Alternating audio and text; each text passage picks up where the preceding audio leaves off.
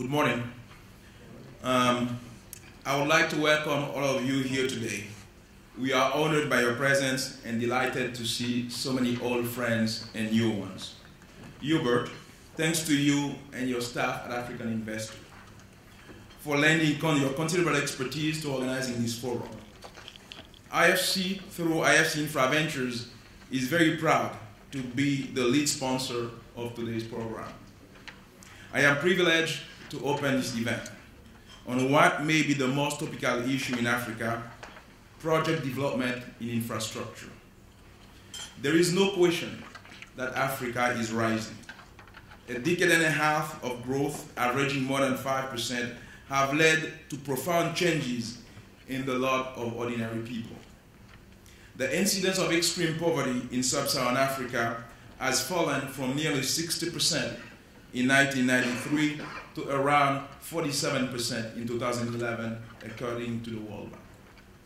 The percentage of working poor, those earning less than $1.25 a day, declined from 50% of all workers in 2000 to 39% in 2013. That's UN statistics. Shared prosperity is improving. Most countries in Africa have seen increases in the incomes of the bottom 40%. And the middle class is growing. Today we talk about close to 400 million people, and we anticipate it will continue to grow by 50% in the coming years. Clearly, sub-Saharan Africa's growing economies promise huge investment opportunities. The continent is also endowed with a vast reserve of untapped natural resource potential. However, Africa still faces many challenges, the biggest of which is infrastructure. The continent needs 7,000 megawatts of new power generation capacity each year. But despite progress made in recent years, only 1,000 megawatts per annum is being installed. 93% of hydropower potential in Africa remains unexploited. The region's transport prices, a key factor influencing competitiveness, are the highest in the world. Only 58% of Africans have access to a clean water source. For many of the people in the room, these facts represent tangible, large-scale opportunities. There is unparalleled interest in Africa today, and we know it at IFC. We have been working in Africa for decades and have played a significant part in catalyzing private sector investment on the continent. IFC pioneered private power investment in Africa in the 90s, and yet our earliest experiences with private financing for infrastructure projects highlighted a problem that continues to this day. As a financier, projects rarely come to us, or came to us, I would say even before, in bankable form. Instead, we had to invest a lot of effort to prepare them for financing. 2 decades ago, finance was in short supply. That's no longer true. Yet, the challenge continues due to shortage of resources for project development. And this is the riskiest end of the business. This has restricted and continues to restrict the flow of projects ready to be financed. A recent WEF study with the Boston Consulting Group refers to this uniquely African challenge as the dry pipeline of projects. At IFC, we realized that if we sat back and waited for projects to come to us, we would be missing the opportunity to play what we believe is our role. So in 2008, we established a Global Infrastructure Project Development Fund to increase the pipeline of bankable projects in developing countries. By putting resources, skills, and cash into infrastructure projects upfront, we branded this new focus IFC Infraventures. We still believe the time is right. Africa has kept growing even in the midst of global turmoil, and we are seeing nearly unlimited new infrastructure opportunities. Many governments around the continent have begun actively embracing private involvement in the development of the infrastructure. Notable examples include the South African Renewables Program, Nigeria's power sector reform, the growth of other renewables programs around the continent, the exciting gas discovery in Tanzania, Ghana, Mozambique, to only mention a few. These and many other opportunities are generating unprecedented interest in investing in the continent. And so it is little surprise that we have here today, you, representative of many new infrastructure equity funds, as well as financiers, who are part of that recent surge in attention. But we know that investor interest is only part of the solution. Project development in Africa takes time and is risky. IFC anticipates, based on our experience, that on average, a project that we are developing will take 3 to 4 years. And at least half of the projects that we develop may not succeed. Why? The enabling environment required for developing infrastructure projects is usually absent. Government capacity needs to be built. Skill sets often do not match needs. And many of the off-takers of private projects are weak, to say the least. And should you overcome those challenges, you still need the risk capital to back the right type of projects under the right policy environment with balanced risk-sharing mechanisms. We are all faced with these challenges, and the lineup of institutions in this room gives great hope that there will be many successes. At IFC, we believe we have a key role to play, reflecting our unique positioning as an institution, and that we can bring value to the table on many of the projects you are working on.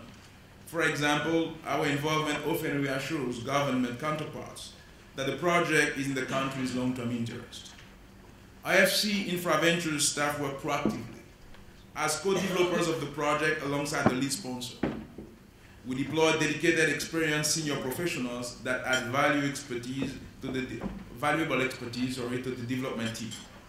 We get involved early, which means we can help to structure the project to reduce risk and ensure fair equipment prices. Our participation effectively increases the likelihood that a project will ultimately be bankable, not least because IFC will also be looking to invest in and finance the project down the line. So we offer the entire menu, basically. Our InfraVentures team will help develop the project. Then when it becomes reality and bankable, our investment team on the infrastructure part will be happy to look into the project and invest either on the lending side, or will continue to even take more equity at times into the project. In addition, we have the experience to help structure solutions to the lack of credit worthiness of off-takers, which is one of the biggest issues that we face on the continent, including guarantee products provided by the World Bank and by MIGA. So within the World Bank group, we will be able to offer you the whole menu of products and support or guarantees that you need. By participating at an early stage, InfraVentures also increases the likelihoods that banks, including IFC, and equity investors will later invest in the project. Therefore, it can be financed quickly. Our expertise in mapping and resolving environmental and social issues, as well as our considerable technical expertise, reassure our partners, lenders, governments, and other stakeholders that the project will be developed to the highest standards. Our global presence and knowledge of local environments help us to apply the best practices to each project. Indeed, we strongly believe that there is nothing like being close to the client and understand the market that we are serving, the market on the ground. We are fully decentralized. I don't know if I can add fully, but more than 50% of our staff is on the ground in the regions. And I would say, if I were talking about Africa, we today have more than 450 staff in the continent in more than 20 countries. So we try to be close to you, close to the markets, to understand the business environment and try to support our clients. So what does this mean for IFC's broader infrastructure development contribution in Africa? Well, our investment and lending support to the projects in our current InfraVentures portfolio for the continent may soon exceed $600 million. And we are talking about probably close to 1,000 megawatts for a total project cost of $2.5 billion. Those are projects that InfraVentures is actively pursuing today. Most of our current portfolio of projects are due to close in the next 2 years.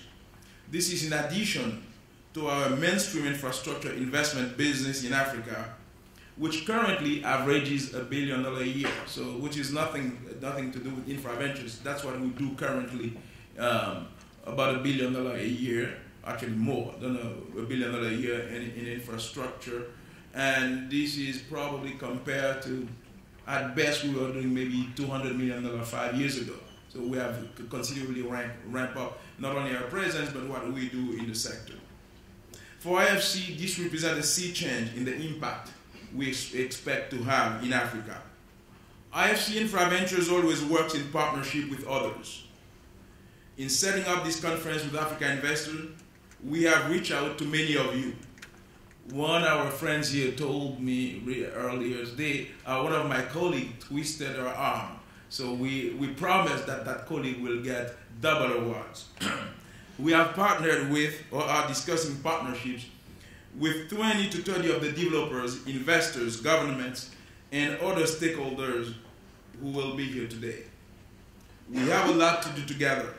We share with you the appetite to do more. We look forward to exchanging ideas and learning about your efforts over the course of today. I hope we can identify many opportunities to develop our partnerships further. Together, we can help Africa realize her promise. And I really truly look forward to a very interesting day ahead of us. Thank you. Doing business in Africa, you can't afford to be without Africa Investor.